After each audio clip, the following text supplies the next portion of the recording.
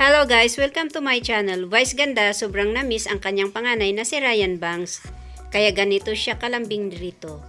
Nakatingin lang ang mister na si Ayon Perez sa dalawa. Alam niya kung gaano kamahal ng misis na si Vice ganda ang anak-anakan nila na si Ryan Bang. Ganito ang senaryo sa tatlo, comments ng netizen. Pag titignan mo silang tatlo, si Vice ganda ang pinakabibi sa kanilang family.